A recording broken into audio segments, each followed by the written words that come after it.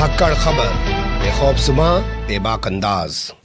धाकड़ खबर के news room से मैं आपके साथ हूं अकरम रईस खान। रात दिन प्रधानमंत्री नरेंद्र मोदी समझा रहे हैं कि जब तक दवाई नहीं तब तक कोई ढिलाई नहीं, लेकिन जब उनके इसी कॉल का, उनके इसी कथन का मजाक उन्हीं के नेता, उन्हीं के मंत्री उड़ाने लगे तो फिर क्या कहा जाए कि उनकी बात उनकी पार्टी, उनकी सरकार में ही नहीं सुनी जाती है। या ये भी कहा जा सकता है, हमारे देसी भाषा में पश्चिम उत्तर प्रदेश के अंदर कहा जाता है, भाई जो ज़्यादा बोल रहे हैं ना उसकी बात लोग सुनते भी ना, बोल लो ही जानू के तो बोलने तो भाई, इसके बोलने से क्या फर्क पड़ रहा।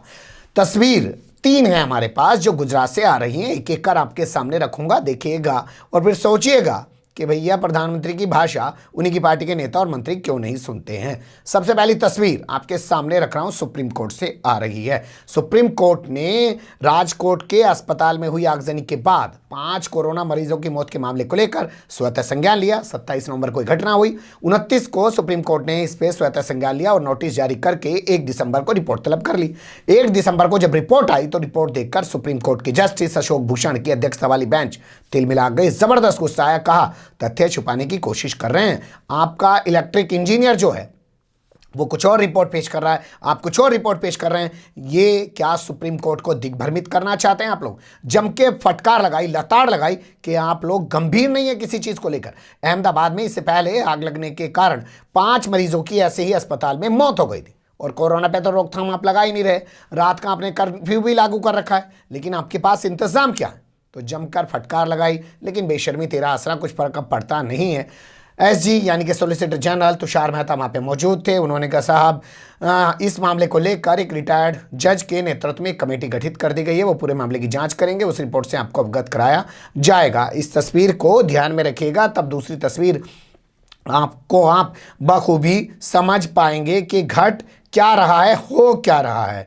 गुजरात में कोरोना से भाजपा के एक सांसद की मौत हो गई। ये सांसद राज्यसभा का सांसद था, पेशे से वकील था और हाल फिलहाल में ही राज्यसभा सांसद इसको बनाया गया था। नाम है अभय भारद्वाज।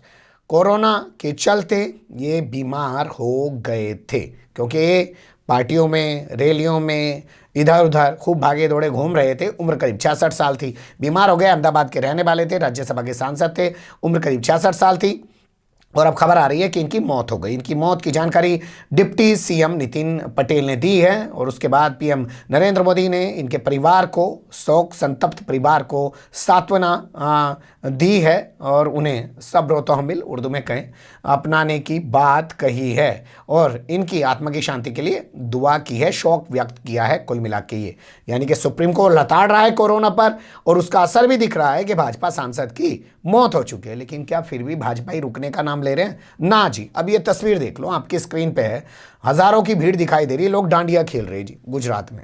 और किसी के भी मुंह पे कोई मास्क लग रहा हो तो बता देना, कोई एक दूसरे से दूर खड़ा हो। अब वो भी आप कहेंगे भैया दूर खड़े होंगे तो डांडिया कैसे खेलेंगे? तो डांडिया खेल रहे हैं। भाजपा के पूर्व मंत्री हैं, उनकी पोती की सगाई चल रही है भाई साहब। जिस दिन ब्याह होगा ना जी, जिस दिन शादी होगी उस दिन देखियो कतई भीड़ आ गई। ये भी तो सगाई में इतनी भीड़ जुड़ रही है, तो उसी में हजारों की भीड़ ये मौजूद है जो डांडिया खेल रही है। कौन है? भाजपा के पूर्व मंत्री और नेता, इनका नाम है कांति गामित। इनकी पोती की शादी है। इनसे पत्रकारों ने पूछा जी इतनी भीड़ क्यों जुटा ली? अजी इन्होंने हमने तो 2-1 हजार ही आदमी बुलाए थे, व्हाट्सएप पे मैसेज कर दिया, आदिवासियों का इलाका है, लोग आते चले गए, अब हम किसे रोकते जी? आगे लोग डांडिया भी खेलने लगे, तो हम क्या कर सकते थे? ये इतने भोले बन रहे हैं। वीडियो वायरल होने के बाद भी पुलिस के अंदर इतनी हिम्मत नहीं है कि बीजेपी के इस पूर्व मंत्री के खिलाफ एफआईआर तो दर्ज कर ले। जांच करने की बात कर रहे हैं कि साहब जांच करेंगे जी, हमें क्या पता ये वीडियो वहीं का कि नहीं वहीं का, कहाँ हम कैसे बता दें? तो पुलिस ये हाल में है। लेकिन आप देखिए सुप्रीम कोर्ट लताड़ रहा है, भाजपा सांसद की मौत हो जा रही है, लेकिन भाजपा का पूर्व मंत्री अपनी बेटी की शादी में हजारों लोगों को जुटा ले रहा है, भोज करा रहा है और डांडिया करा रहा है और मीडिया खामोश बना हुआ है और इनको कोई फर्क नहीं पड़ता है। ठीक उसी तरीके की तस्वीर है जब बिहार चुनाव जीत गए तो दिल्ली के अंदर नरेंद्र मोदी ने अपने हेड ऑफिस में भीड़ जुटा ली थी, बगैर मास्क के अपने पार्टी कार्यकर्ताओं से खूब बात की थी। लेकिन उसके बाद जो खबरें शुरू हुई, कोरोना यहाँ है, कोरोना वहाँ है, कोरोना वहाँ है, वो सब शायद इसलिए क्योंकि इन्हें पता था कि 26 नवंबर को दिल्ली की ओर कूच कर रहा है किसान को रोकने के लिए ये सब चीज़ें की जाएं। जैसे आज ताज़ा मामला आप देखिए, अब खबर शुरू कर दी गई है कि दिल्ली में हवा प्रदूषित हो रही है, तो किसानों को रोकने के लिए कुछ तो चाहिए ना जी। अरे किसान तो वैसे ही प्रदूषित जीवन में जीता रहता है, धूल मट्टी भागता रहता है, उसे इन सब चीज़ों से अब फ़र्क पड़ता क्या है? वो तो ज़मीन पे गिरी हुई चीज़ उठाता है, झाड़ता है और फिर अपना जीवन को उसी तरीके से जीने लगा। उसके तो चोट लग जाती है, वो उठा के उस पर मट्टी डाल देता है। मट्टी तो उसके लिए दवाई की तरह होती है। लेकिन आप देखिएगा कि पॉल्यूशन के जरिए किसानों को डराने की कोशिश की जाएगी। वो कितना डर पाएंगे और ये कितना समझ पा रहे हैं, और प्रधानमंत्री के कथन पर भाजपाई या उनके मंत्री जो हैं कितना पूरे उतर रहे हैं, वो इस रिपोर्ट में आपने देख लिया होगा। बने रहेगा धाकड़ खबर के साथ।